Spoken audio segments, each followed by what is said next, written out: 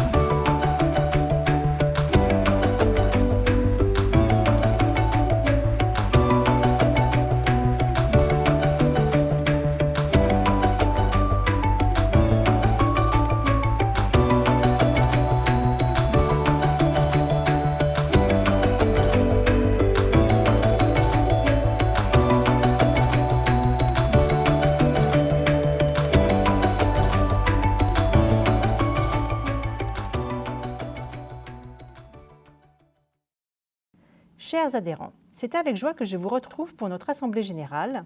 Pour ma première année de présidence, je dois avouer que j'étais vite mise dans le bain. Mais avant tout, je tenais à saluer et remercier notre ancien président, Jacques Chanu, un homme investi qui a fait un travail extraordinaire pour notre fédération. Et je souhaitais lui rendre hommage aujourd'hui lors de notre AG. Et je vous propose de regarder une vidéo qui retrace son parcours et ses actions au niveau de la Fédération nationale. 15 septembre 2008, la faillite de Lehman Brothers marque le début d'une gigantesque crise financière puis économique qui se propage au monde entier. En France, le secteur du bâtiment est brutalement touché. Entre 2008 et 2014, l'activité chute de plus de 20%. En 2014, Jacques Chanu est élu à la tête de la fédération. Il affiche d'emblée ses convictions et sa priorité, relancer le marché pour redonner de l'air au bâtiment, qui est un poumon de l'économie française. Le puissant réseau de la FFB se mobilise auprès des pouvoirs publics pour obtenir des mesures fortes de soutien à l'activité. Dispositif Pinel pour l'investissement locatif, prêt à taux zéro renforcé pour les primo-accédants, crédit d'impôt pour la transition énergétique. Il y a 4 ans, notre secteur traversait une des pires crises de son histoire. Et nous en sommes là aujourd'hui. Une activité en croissance de 4%, 15 000 emplois créés cette année. Et des raisons, enfin, de croire à nouveau en l'avenir. Pour la FFB, la relance de l'activité doit aussi permettre de lutter contre la fracture territoriale, une préoccupation constante de Jacques Chanu. On parle de fracture territoriale, de lutter contre la désertification des centres-bourgs ou des villes moyennes. Il est important de donner un signe positif et surtout une capacité aux gens qui veulent rester ou qui veulent s'installer, de pouvoir le faire. Pour réduire la fracture territoriale, la FFB se mobilise et obtient le maintien du prêt à taux zéro dans les zones périurbaines et rurales. Elle inspire aussi fortement l'opération Action Cœur de Ville. Objectif, lutter contre la désertification des centres-villes en finançant la rénovation des bâtiments dans 222 villes de taille moyenne. La FFB se bat pour relancer le marché et elle s'efforce inlassablement de défendre les entreprises, en luttant notamment contre les formes de concurrence déloyale, à commencer par la fraude aux travailleurs détachés. Après plusieurs années de bataille, le gouvernement reprend plusieurs propositions de la fédération, en particulier la carte d'identification professionnelle, ainsi qu'un renforcement des contrôles et des sanctions. Pour redonner de l'oxygène aux artisans et aux entrepreneurs du bâtiment, la FFB continue aussi de militer pour la simplification administrative. Elle s'oppose ainsi fermement à la mise en œuvre du compte pénibilité dans le secteur et réussit finalement à être entendue par le gouvernement. C'est donc aussi un message de simplification, de confiance aux chefs d'entreprise que je veux faire passer. Le pragmatisme l'a enfin emporté sur l'idéologie. Personne n'était en capacité d'appliquer cette vaste fumisterie. Personne. Derrière ces combats, Jacques Chanu reprend une priorité de ses prédécesseurs, défendre l'emploi et les compétences qui sont au cœur du modèle économique du bâtiment. Contrairement à la petite musique que j'entends, le bâtiment, l'activité de la construction, l'immobilier est une activité économique et non pas de rente. En 2018, la Fédération lance la campagne de promotion des métiers « J'ai choisi le bâtiment », puis le plan 15 000 bâtisseurs, une vaste opération pour favoriser l'accès aux métiers du bâtiment à 15 000 jeunes et demandeurs d'emploi issus des quartiers prioritaires de la politique de la ville. Sous son mandat, Jacques Chanu fixe aussi pour objectif à la FFB d'accompagner les entreprises du bâtiment pour réussir les transitions énergétiques et numériques, repenser la façon de bâtir. En 2015, la Fédération lance l'opération « Bâtir pour la planète ». Elle affiche ses propositions pour lutter contre le changement climatique. Objectif : faire décoller le marché de la rénovation énergétique et promouvoir l'économie circulaire. Autre défi à relever, la transition numérique. La FFB fait de la maquette numérique, le BIM, une priorité. Elle s'attache aussi et surtout à la rendre accessible à toutes les entreprises du secteur. Ce souci de modernisation, la Fédération se l'applique à elle-même. Jacques Chanu milite pour promouvoir l'indépendance du syndicalisme patronal en mettant fin au financement public. Et il est suivi par la première organisation d'employeurs français.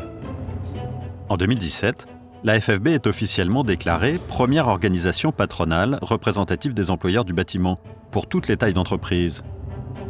La modernisation de la fédération s'accélère. FFB 2025, mobilisation des groupes jeunes et femmes dirigeantes, réorganisation des unions et syndicats, mise en place des grandes régions, création de LCA-FFB, accueil de la fédération des scopes du BTP, développement d'IBTP, renforcement de l'ESJDB. Les chantiers sont nombreux. En mars 2020, le réseau FFB se mobilise de manière exceptionnelle pour protéger les entreprises et les salariés du bâtiment, qui sont touchés de plein fouet par la crise de la Covid-19. C'est dans ce contexte qu'un nouveau président est élu, Olivier Saleron. Il succède à Jacques Chanu, qui a défendu pendant 6 ans avec pugnacité toutes les entreprises du bâtiment, quelle que soit leur taille, tout en incarnant l'état d'esprit des bâtisseurs. Nous ne sommes pas n'importe qui. Nous sommes des combattants. Nous sommes audacieux et volontaires. Nous sommes de l'étoffe des bâtisseurs. En avant le bâtiment.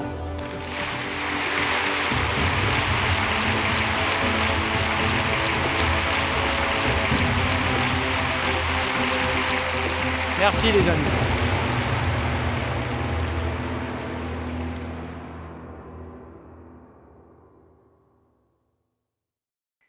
Donc avant de débuter notre assemblée générale, alors je ne sais pas si on peut avoir les slides. Je voulais rappeler les règles de fonctionnement et les modalités de vote. Donc le vote des résolutions est réservé aux dirigeants des entreprises adhérentes. C'est pourquoi vos adresses mail ont été vérifiées. La validation des votes est assurée par un tiers de confiance, notre commissaire aux comptes, ici présent. Et afin de fluidifier les échanges et pour garantir une prise de parole, un chat est également disponible. Vous pouvez poser vos questions tout au long des interventions, nous y répondrons en fin d'AG. Et en ce qui concerne les modalités de vote, elles sont définies telles que le silence vaut acceptation, l'abstention ou le vote contre seront exprimés par messagerie instantanée. J'y reviendrai tout à l'heure lors des votes des résolutions.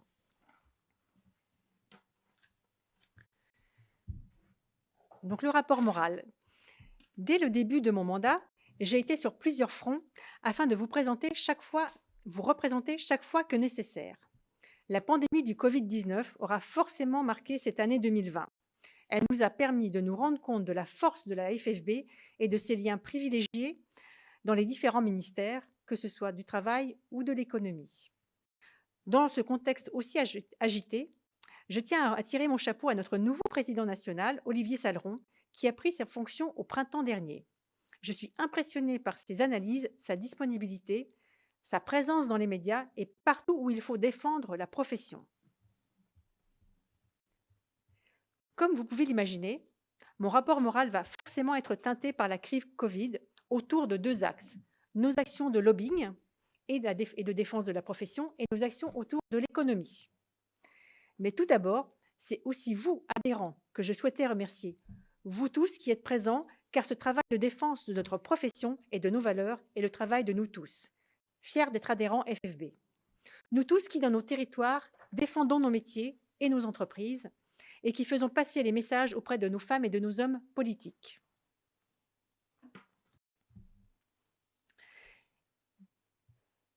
Mes nombreuses participations aux réunions avec la préfecture, la CCI ou avec nos sénateurs et nos députés ont ponctué cette année 2020.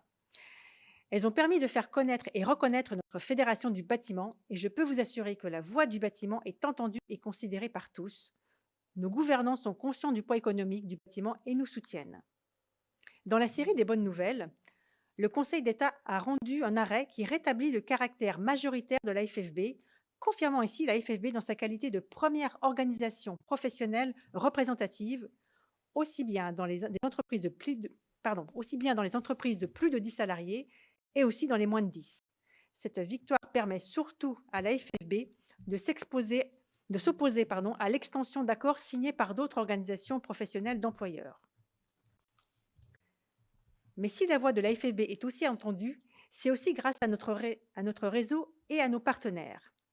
Je tenais à remercier ici plus particulièrement l'OPP-BTP pour tout le travail effectué au printemps dernier pour sortir un protocole et rouvrir nos chantiers le plus rapidement possible, alors que la grande majorité des entreprises étaient à l'arrêt.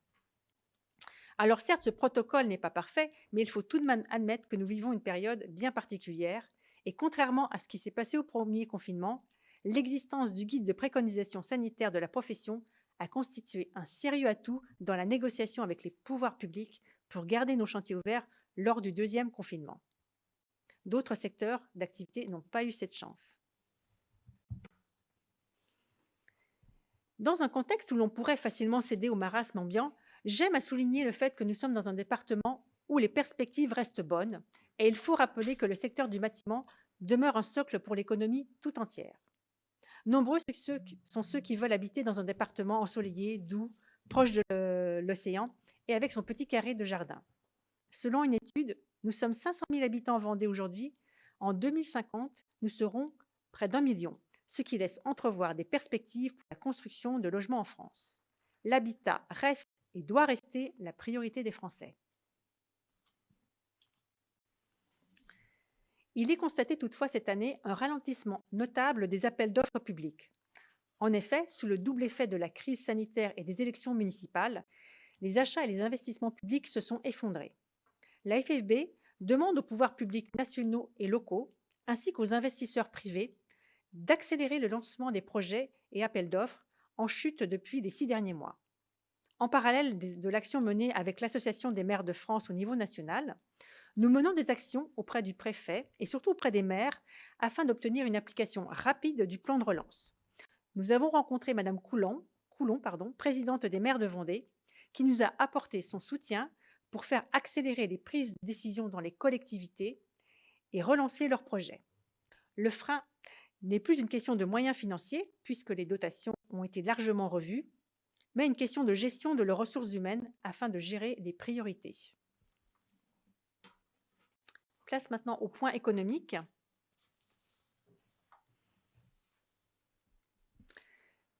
Dans le logement neuf, donc si on regarde en glissement annuel sur les 9 premiers mois de 2020, on voit que sur l'ensemble national, les mises en chantier ont chuté de 8% et les autorisations de 16,4%.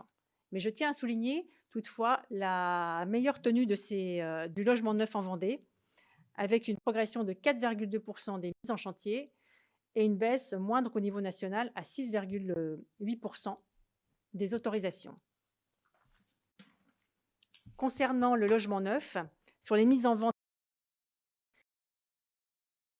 on croit au deuxième trimestre 2020, mais qui a été suivi d'un rebond assez conséquent sur le troisième trimestre 2020.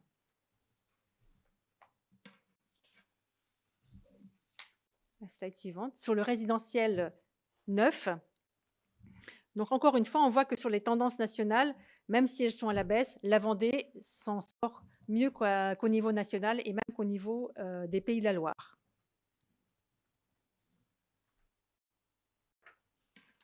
L'amélioration. Donc, on voit qu'au cours des dernières années, les améliorations entretien, bon an, mal an, se tenaient plutôt bien, avec malheureusement cette chute qu'on a connue sur le premier, deuxième trimestre 2020. Donc, on espère que les mesures du plan de relance permettront une reprise rapide de ce marché.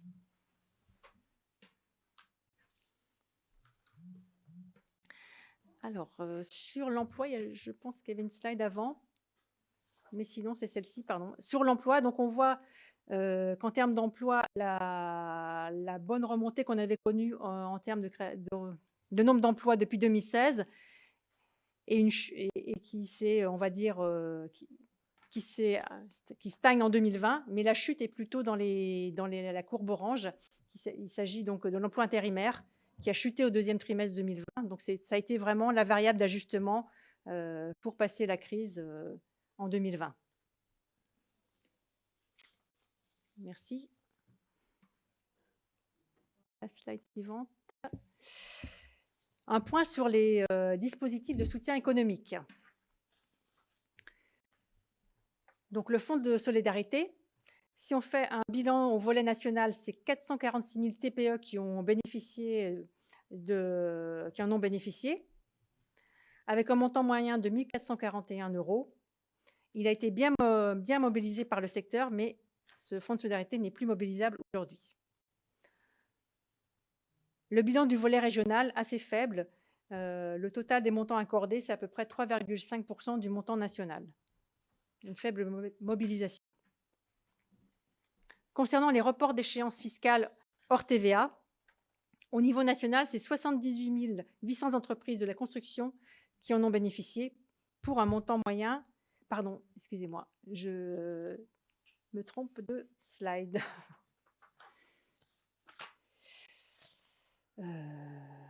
Si c'est ça, pardon, sur les PGE, excusez-moi. Pardon, merci, excusez-moi. Donc, sur les PGE, c'est 78 800 entreprises de la construction qui en ont bénéficié pour un montant moyen accordé de 137 000 €. Il a été bien mobilisé par le secteur, mais deux questions se posent. C'est sur la dégradation du passif avec une baisse du poids des fonds propres et puis également sur le remboursement de ces PGE qui vont débuter à partir de mars-avril 2021.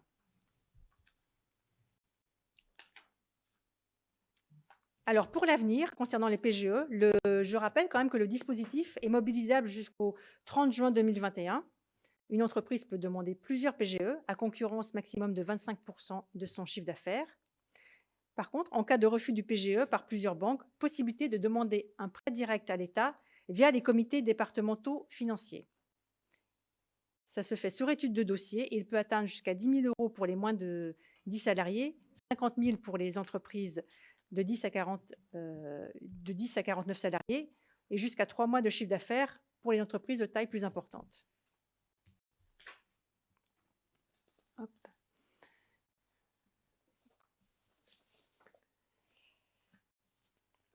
Donc, pour terminer ce petit point de conjoncture, dans la liste des bonnes nouvelles, la FFB a finalement été entendue, le PTZ est ainsi prolongé jusqu'en fin 2022 et le Pinel jusqu'en fin 2024. Mais nous devons rester vigilants. Par ailleurs, le gouvernement a mis en route un plan ambitieux sur la rénovation énergétique à travers les dispositifs d'aide C2E et MaPrimeRénov'.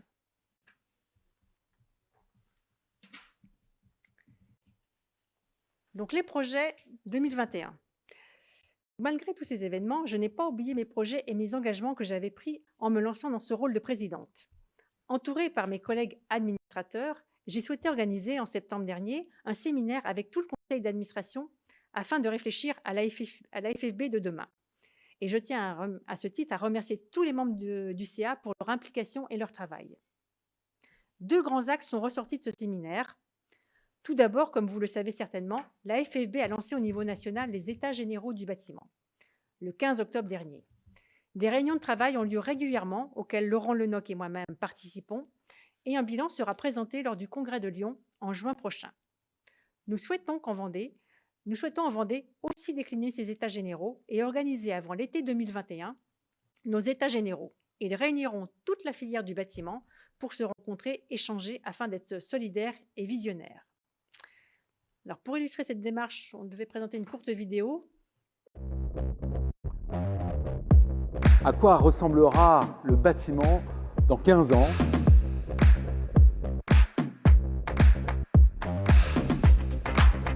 C'est un sujet qui n'a cessé de monter dans la société française. On est fiers aujourd'hui de savoir qu'on compte sur nous pour sauver la planète. Et si vous ne travaillez pas sur un triptyque qui est mobilité, numérique et logement, vous n'y arrivez pas.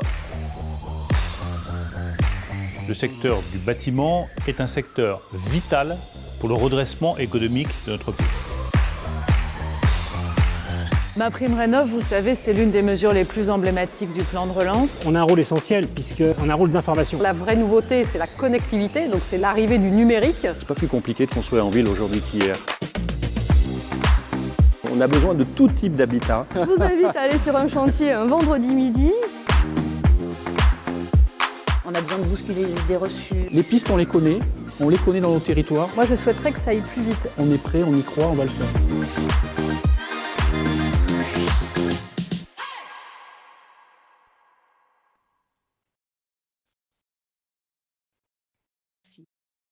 Comme deuxième action pour 2021, nous proposerons à l'ensemble de nos adhérents des parcours dirigeants. On ne naît pas dirigeant, on le devient.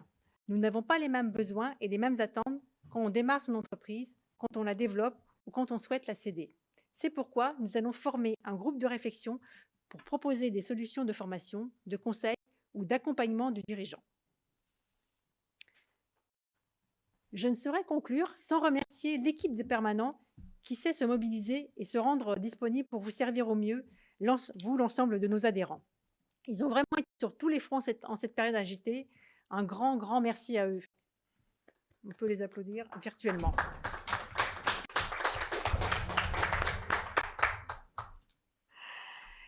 Je vais désormais passer la parole à mes collègues présidents de commission afin de faire un rapide état du travail de chacun.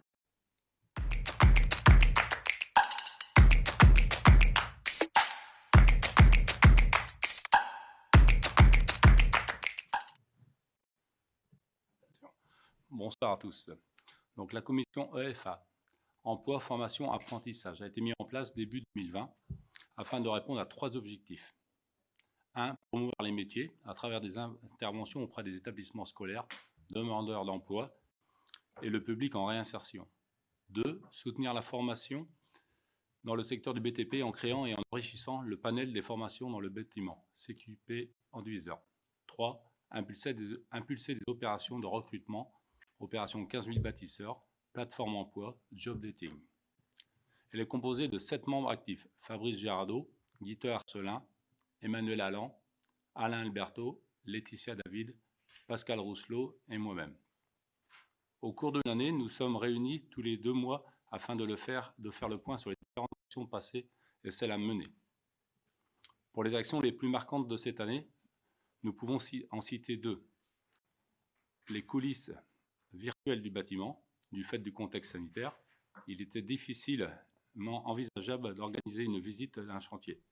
Les élèves des collèges ne pouvant se déplacer, nous sommes allés à leur rencontre afin de leur présenter la diversité et la richesse de nos métiers. En leur diffusant un live YouTube, une visite de chantier, en organisant des quiz. Grâce à cette action, nous avons visité 16 collèges et sensibilisé plus de 450 collégiens. 2. Aussi, le CQP en 10 heures façadier a été renouvelé. Ce dernier a été mis en place au niveau régional en 2019 grâce à Laurent Lenoc, que je remercie chaleureusement. Malgré les difficultés à mobiliser le public afin de remplir les effectifs, le CQP a redémarré mi-octobre, et ce pour la 2e année. Aujourd'hui, 7 élèves suivent cette formation au BTP-CFA de Saint-Herblain. Pour 2021, nous souhaitons nous rapprocher au plus près des collèges et lycées de Vendée afin de participer au plus grand nombre de forums des métiers. C'est en allant informer nos jeunes sur nos métiers et les formations pour y accéder que nous pourrons valoriser nos emplois, répondre aux besoins de notre main-d'œuvre de demain. Également, des opérations avec les acteurs de l'emploi, de la formation en Vendée sont prévues afin de présenter des dispositifs emploi-formation envisageables dans le BTP aux entreprises, mais aux demandeurs d'emploi et au public en réinsertion. Pour conclure, vous l'aurez compris, notre cheval de bataille est la promotion de l'apprentissage, de la formation et par conséquent de l'emploi dans le BTP. Je tiens également à remercier Clémence qui a travaillé tout au long de l'année avec nous pour soutenir cette formation.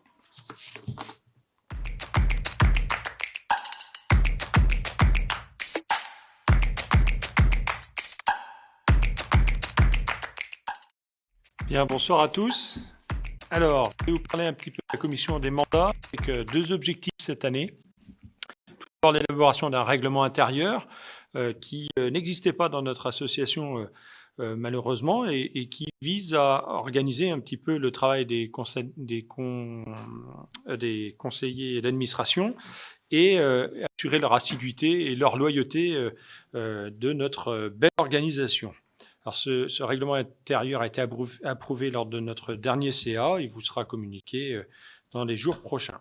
Et puis le deuxième travail que nous avons encore à réaliser, puisque c'est un travail de longue haleine et à rigueur qui se continue dans le temps, c'est celui de réviser l'ensemble des mandats détenus par la Fédération du bâtiment, par des administrateurs ou des adhérents de la Fédération. Dans les enjeux qu'on peut y retrouver dans cette révision, c'est d'éviter la concentration entre les mêmes mains, entre les mêmes personnes, des mandats que l'on a au sein de la Fédération française du bâtiment, et puis de continuer à être présent au maximum dans tous les organismes avec lesquels nous avons affaire au quotidien. Je vous rappelle, détenir un mandat, c'est représenter et défendre les intérêts des entreprises du bâtiment de notre territoire. Ça s'articule autour de 5 grandes familles de mandats, ceux des mandats sociaux, comme l'URSSAF, la CPAM, la CAF, la médecine du travail, mais aussi la ProBTP. Les mandats économiques, les chambres consulaires notamment. Les mandats juridiques, les conseils des prud'hommes et le tribunal de commerce. Les mandats emploi-formation avec la caisse de congés payés, l'IFRB, les CFA. Et puis, nous avons des mandats spécifiques au métier, que sont par exemple le CSTB, Calibat, Action Logement éventuellement. Si vous en doutiez, cette crise la crise Covid a permis de mettre en évidence le travail essentiel de nos mandataires, aux côtés de l'Interpro évidemment, du MEDEF et de la CPME, essentiel pour vous défendre au quotidien. Et je vais vous citer quelques exemples des grandes batailles, des grands sujets que nos mandataires ont supportés pendant cette crise et qui vous ont permis de l'affronter et vous permettront, je l'espère encore, dans les jours qui viennent. Alors, tout d'abord, ça a été de mettre en place ce protocole avec l'OPP-BTP, un sujet qui était un peu compliqué puisqu'il fallait de toute évidence protéger nos salariés. Donc, c'était un gros travail qu'ont eu à faire nos mandataires. Ça a été aussi aux côtés de l'Interpro de se bagarrer sur l'incrimination pénale du dirigeant, puisque c'était effectivement un frein important à la reprise du travail dans nos entreprises. On s'inquiétait de la santé de nos salariés et de la responsabilité pénale qui nous incombait. Mais ça a été aussi accélérer l'instruction des permis de construire quand l'administration voulait s'arrêter, donc d'aller rencontrer les élus pour essayer de leur faire comprendre de l'intérêt de continuer d'instruire, de continuer de faire vivre les administrations. Aussi de porter des négociations sur les surcoûts de nos chantiers liés au protocole, des sujets qui sont importants et qui continuent d'exister. De mettre en place une indemnité de perte de gain pour les travailleurs non salariés avec l'ancien RSI, donc côté de l'URSSAF désormais, le CPSTI, et puis une aide exceptionnelle pour les dirigeants salariés avec notre caisse de retraite et de prévoyance. Et j'en oublierai sûrement, mais j'en ai encore quelques-unes. J'ai une aide de la CARSAT pour prendre en charge les frais liés à la sécurité sur nos chantiers, mais en raison du Covid. Et puis aujourd'hui, tout ce qui concerne la mise en place d'un plan de relance pour continuer à faire en sorte que nos entreprises aient du travail sur le long terme. Il y a tant d'autres sujets qui mobilisent encore nos mandataires, ces femmes et ces hommes du bâtiment, ces femmes et ces hommes de l'ombre, sans qui nous ne gagnerons pas tous ces combats, et je tiens à les remercier très chaleureusement. Merci.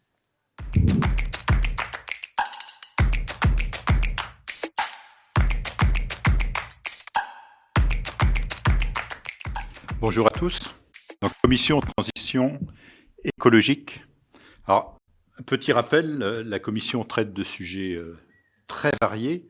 Et pour ça, il faut que je vous rappelle que l'usage des bâtiments représente 30% des émissions de gaz à effet de serre, ce qui induit 44% de la consommation énergétique. Les déchets du bâtiment, bien sûr, qui représentent 49 millions de tonnes, c'est plus que les ménages. Ça génère aussi l'une des plus importantes consommations de matériaux non renouvelables.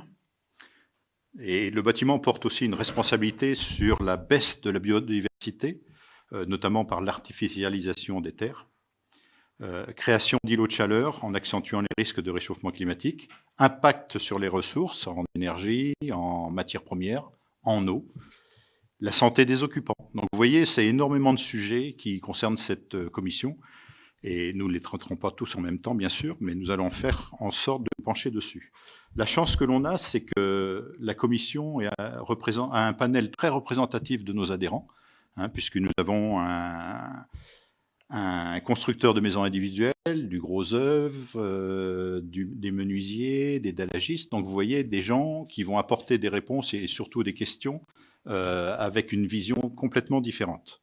Le premier constat qui a été fait lors de notre première réunion, c'est le fait que les membres de la commission avaient besoin d'informations. Donc on en a conclu que vous aussi, vous aviez besoin d'informations sur tout ce qui concernait la construction durable, la transition écologique. Lors de notre réunion, nous avons décidé quelques interventions.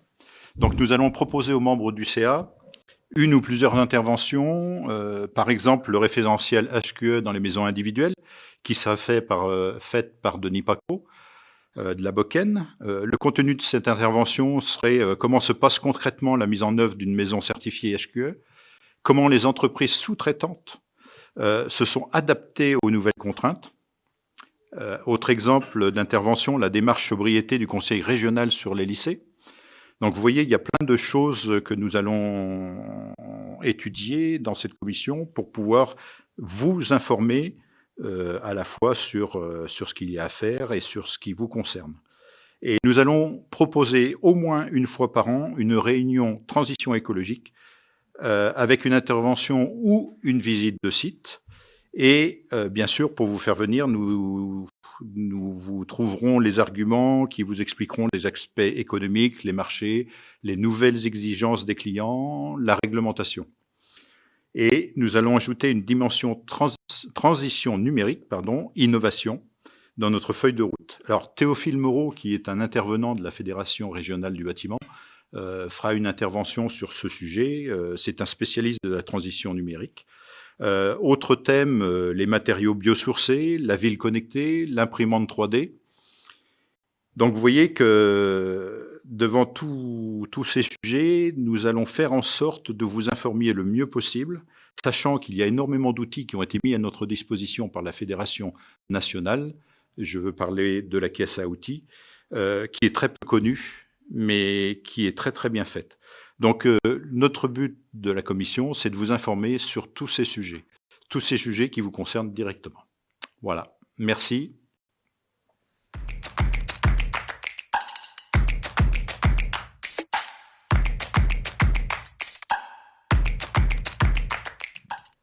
Bonsoir. Chers élus, chers adhérents, chers partenaires, chers permanents, chers collègues, chers amis. Très heureux d'être parmi vous ce soir et de pouvoir vous rapporter les travaux que nous avons réalisés dans la commission animation syndicale. 2020, année de transition qui nous aura vu traverser une crise inédite qui nous a demandé de nous adapter à un monde de plus en plus mouvant. Aussi, je vous remercie tous de nous regarder ici ce soir pour prouver votre attachement à notre fédération et au lien qui nous unit, le bâtiment. Tant que nous sommes dans les remerciements, je voudrais remercier Valérie et toute son équipe de permanents pour leur travail accompli pendant cette année 2020, mais surtout pendant la crise, pour leur visio tous les midis, pendant tout le premier confinement, pour leur disponibilité et pour leur communication positive qui nous a permis d'être toujours sur le fil de l'actualité et dans un bon état d'esprit. Bravo et merci. Nous avons tous subi cette crise sanitaire sans y être préparés, nous avons tous besoin de retrouver certaines habitudes qui vont permettre de nous rassurer. La priorité était de se relancer, nous l'avons fait. Malgré toutes les contraintes et les difficultés rencontrées, nous avons tous pu ou eu l'occasion de saisir de nombreuses opportunités pour sortir grandis de ce chaos. Ces opportunités nous permettent notamment de redonner du sens à nos actions, cette quête de sens qui fait tant écho chez les nouvelles générations, qui va permettre de les réintéresser à nos métiers. À travers ces méandres, nous avons eu la lourde tâche cette année de développer la commission animation syndicale. J'en profite pour remercier toute l'équipe qui a travaillé à mes côtés sur ces travaux. Merci Jean-François, merci Didier, merci Anthony, et tout particulièrement Mathieu, qui a toujours su être force. Nous avons été, comme les autres, freinés par ce début d'année chaotique. Cependant, nous avons des idées et nous avons planché sur plusieurs thèmes et des propositions concrètes à vous présenter. Sur le développement, 35 entreprises ont rejoint la FFB en 2020, soit 225 salariés. Nous avions un objectif de 40 entreprises. Nous allons atterrir vraisemblablement proche de cet objectif dans une année qui fut propice au développement de nouveaux contacts. Nos actions, de nombreuses actions en présentiel, mais également en visio, ont été proposées aux adhérents et en fonction du contexte. Nous avons pu relancer les rencontres de l'artisanat en présentiel au mois de septembre, qui ont été le moment de recréer du lien. Nous avons également proposé des soirées lean, des visios sur l'info RGE, sur des formats courts et efficaces. Les réunions sur le début d'année en fonction des paramètres pandémiques pourront avoir lieu sur les actualités juridiques, sociales et fiscales par rapport à la nouvelle loi de finances 2021. Au niveau de la communication, nous avons pu réaliser le Salon de l'Habitat 2020 en septembre, qui s'est déroulé dans un format de contexte de pandémie. Nous avons mis en place une communication toujours plus efficace sur les réseaux, qui ne demande qu'à s'affirmer en 2021, mais déjà de belles réussites avec les tutos vidéo qui sont toujours un régal et une richesse inégalée. Bravo à toute l'équipe des permanents. En cours de réalisation, une carte interactive afin de visionner sur tout le département les adhérents et les administrateurs proches de chez vous. Au niveau de la convivialité, nous avons bien pris note de vos envies et de vous rassembler et de pouvoir trouver une écoute et des échanges constructifs auprès de la FFB. Nous espérons que les mois à venir seront plus propices à des rencontres. En outre, nous allons remettre en route les voyages ou sorties communes avec, si possibilité, une proposition dans la région bordelaise dès la fin du printemps 2021. Espérons et croisons les doigts. Après, sur les sujets de transversalité, nous souhaitons également vous rassembler dans les mois qui viennent et développer nos rencontres sur des sujets transverses à travers les échanges entre différentes unions de métiers, le développement de nos modes de management, la présentation et l'utilisation d'un nouvel outil marketing développé par l'Union des enduiseurs façadiers afin de cartographier les différentes typologies de clients avec qui vous souhaitez développer des relations commerciales. Mais également les différents outils informatiques que nous utilisons, les logiciels, les outils de dématérialisation, les méthodes d'organisation d'entreprise et d'amélioration continue, le développement du groupe Lean et le développement de notre culture et de nos bonnes pratiques sur les différents piliers de la RSE, la perception que nos compagnons pourraient en avoir. Nous remercions également tous nos partenaires pour la continuité de leur soutien dans nos actions et dans leurs accompagnements économiques, permettant de toujours garder une proximité avec nos adhérents et d'avoir des actions concrètes et encore plus proches du terrain en 2021. Je finirai cette intervention par un message positif. La FFB aux quatre coins de la France se bat pour défendre les intérêts de tous ses adhérents. Les États généraux entrepris depuis le 15 octobre en sont le principal reflet. Et pour reprendre les mots de notre président Olivier Saleron, l'avenir ne se prédit pas, il se construit maintenant. Vous pouvez tous compter sur l'énergie de la FFB Vendée pour vous y aider. Merci de votre attention.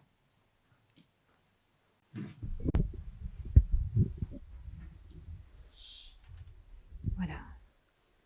J'en profite aussi pour féliciter Laurent Lenocq à son élection à la présidence de la section nationale des enduits de façade, l'UNEF. Bravo à toi, Laurent. Et puis, bon vent dans ce nouveau mandat. Donc, les rapports des commissions clôturent le rapport moral de cette Assemblée générale.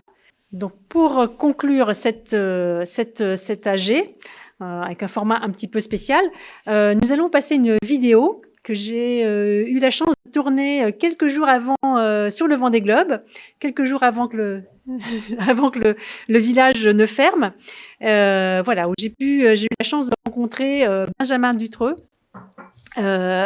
qui parcourt là sur la Water Family. Donc j'ai pu aller l'interviewer, ainsi que un de ses sponsors, la société Atypique. Je vous rappelle que vous avez toujours la possibilité de poser vos questions sur le chat pendant la vidéo. Voilà. Donc, je croise les doigts pour que la vidéo passe bien, que vous puissiez la visionner.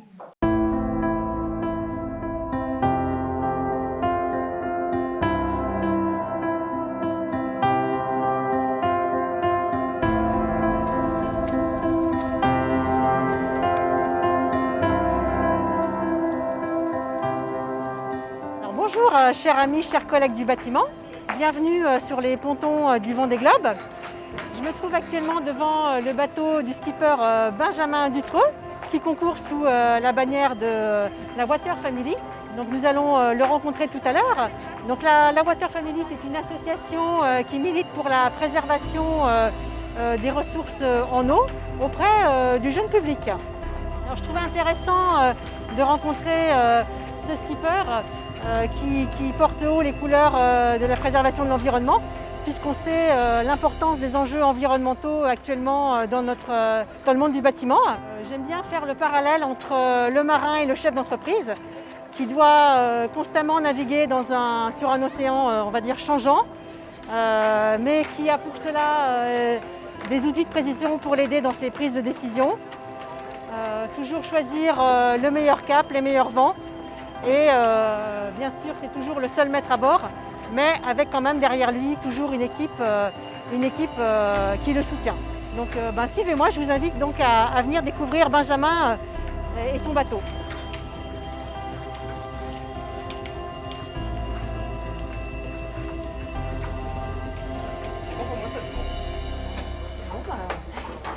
Bonjour Benjamin. Bonjour. Merci de nous recevoir sur ton bateau aujourd'hui, à quelques jours du départ du Vendée Globe. Avec plaisir. C'est une vidéo qui est spéciale pour notre Assemblée Générale. Est-ce que tu pourrais te présenter pour nos adhérents qui assistent à notre AG aujourd'hui? Donc présenter l'homme, ton parcours, et puis un peu tes motivations. Avec plaisir. Moi je m'appelle Benjamin Dutreux, du coup j'ai 30 ans. Voilà, j'ai grandi en Vendée, à l'Île-Dieu, et j'habite ici au Sable d'Olonne. On a un bateau qui a une multitude de partenaires, souvent des PME.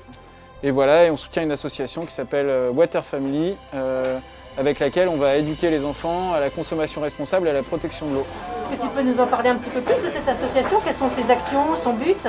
Oui, bien sûr. Nous, du coup, nous, on est des ambassadeurs, donc au travers de notre projet, notre objectif c'est de promouvoir les actions de l'association justement, et leurs actions c'est de pouvoir aller intervenir dans les classes, dans les écoles ou alors sur les villages de course comme ça, auprès des enfants, pour leur expliquer que l'eau c'est une ressource qui n'est pas éternelle et qu'il faut la protéger parce que l'eau ça fait partie de la santé et ça fait partie du bien-être vivant de manière générale. Donc leur expliquer les petits éco-gestes qu'on peut avoir au quotidien pour pouvoir protéger l'eau et l'utiliser de manière durable. Et concernant la course du Vendée Globe, quelles sont tes motivations et tes ambitions pour cette première participation au Vendée Globe? Ma motivation principale, c'est de faire le tour du monde, de pouvoir amener ce bateau à finir le Vendée Globe. Déjà, finir un tour du monde sans escale, sans assistance, en solitaire, c'est un exploit déjà en soi, c'est un beau challenge. Et voilà, mon objectif c'est d'emmener tous les entreprises partenaires qui sont souvent, comme moi, des bisous aussi du Vendée Globe. Donc pouvoir leur partager au maximum mon expérience et puis voilà, les faire voyager avec moi autour du monde. Parlez-nous un petit peu de votre bateau et de votre équipage, parce que bien sûr il y a le skipper qui est mis en avant, mais je pense que derrière il y a toute une équipe, et je pense que c'est une équipe qui est plutôt soudée et familiale autour de vous. Oui, bien sûr, le Vendée Globe, c'est avant tout un défi collectif, parce qu'avant que je sois lâché tout seul sur mon bateau le 8 novembre, il s'est souvent passé des années, des mois de travail intense, pendant lesquels je ne suis pas tout seul, il y a toute l'équipe qui est avec moi, autour de moi. Et donc c'est avant tout un travail collectif. Et voilà, on est comme dans une petite entreprise. Nous, on est une petite entreprise du Vendée Globe en tout cas, parce qu'il y a aussi des grosses équipes avec des gros budgets, et ce sont plutôt des grosses entreprises. Nous, on est les petits poussés, la petite entreprise du Vendée Globe. Donc en effet, on est assez soudés. On est une équipe de jeunes, on a une moyenne d'âge très basse, de loin la plus jeune, je pense, du Vendée Globe. Et voilà, on essaye d'allier des personnes de forte expérience avec des jeunes. Et puis voilà, se faire progresser les uns les autres. Et voilà, je suis très fier de mon équipe en tout cas, parce qu'on est aujourd'hui au départ du Vendée Globe sur un bateau qui est plutôt bien prêt. On a fait de superbes actions avec la Water Family. Et donc voilà, fier de mon équipe. C'est bien. Et qu'est-ce qu'on peut te souhaiter alors pour cette participation au Vendée Globe ? On peut me souhaiter plein de choses, mais voilà, déjà le meilleur truc qu'on peut me souhaiter, c'est de me revoir dans 3 mois dans le chenal retour des Sables d'Olonne, quoi. Bonjour Cédric Pinto. Bonjour. Tout à l'heure avec Benjamin, on parlait des entreprises, des PME qui étaient derrière Benjamin, qui faisait partie de son équipe et le sponsorisait. Est-ce que tu peux nous présenter l'homme et ton entreprise ? Oui, bien sûr, avec plaisir. Donc, je suis Cédric Pinto, j'ai 39 ans, je suis à la tête des agences Espace Atypique. Pour comprendre pourquoi on le sponsorise, il faut juste qu'on vous explique qui nous sommes, puisque nous sommes un réseau d'agences immobilières spécialisées sur des biens immobiliers de caractère. Donc on est vraiment sur un marché de niche et nous sommes implantés en Vendée depuis quelques années et nous avions envie, parce que nous sommes très attachés à la Vendée, de sponsoriser un skipper du Vendée Globe et on a pris le temps de bien choisir un skipper qui nous ressemblait, et avec Benjamin en fait c'est devenu une évidence. C'est son premier Vendée Globe, c'est le seul skipper sablé basé au sable, et tout ça nous parlait beaucoup, et il est tout jeune, il a 30 ans et on espère que c'est le premier d'une longue liste de Vendée Globe. Voilà. Et quelles sont un peu vos attentes par rapport à ce partenariat avec Benjamin ? À le soutenir, parce que sans des partenaires comme nous, ce serait très compliqué pour lui de réunir financièrement les sommes nécessaires pour y arriver. Ça coûte très très cher de participer à un Vendée Globe. Et on avait envie de participer à cette aventure-là. Et voilà, on le soutient à fond dans cette aventure. Et vous, qu'est-ce que vous pouvez souhaiter à Benjamin alors pour ce Vendée Globe ? Ce que Benjamin n'ose pas dire, c'est-à-dire que tous les bateaux de nouvelle génération qui ont des foils, etc., vont beaucoup plus vite que le sien, mais en réalité, on imagine bien qu'ils prennent beaucoup plus de risques, ces bateaux-là. Et nous, on a bon espoir que non seulement ils terminent le Vendée Globe, mais pourquoi pas à une belle position, parce que quand on a un bateau aussi robuste et aussi fiable que celui-là qui a son 3e Vendée Globe, on peut espérer, pourquoi pas, être dans les premiers. Donc ça nous fera très plaisir. Voilà, ça nous fait un peu sourire quand on dit ça, mais ça nous fait très plaisir. Ouais.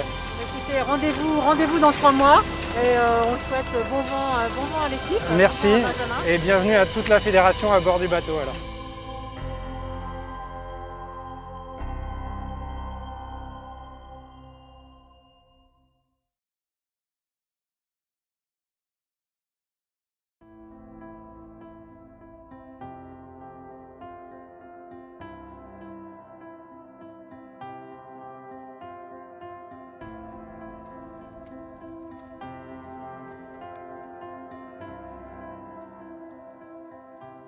Voilà. Donc bon vent à Benjamin, il est toujours dans la course et puis on s'en réjouit pour lui. Voilà, on arrive au terme de cette assemblée générale. Écoutez, malgré les petits soucis techniques, on y est arrivé et puis on a pu faire cette assemblée générale en visio. Donc, je remercie mon équipe de mon bureau qui a pu être présent, les permanents qui, vous ne voyez pas, mais qui sont là aussi présents dans la salle. Et puis, merci aussi à la régie, la société Astérion Prod qui a réalisé cet AG pour nous. que vous pourrez retrouver en replay dès demain, normalement, sur la chaîne YouTube de la Fédération. Voilà, écoutez, je conclus cette Assemblée Générale en vous remerciant, en espérant vous retrouver très rapidement dès 2021 en présentiel et qu'on puisse boire ensemble le petit verre de l'amitié lors de notre AG 2021. Bonsoir à tous et à toutes.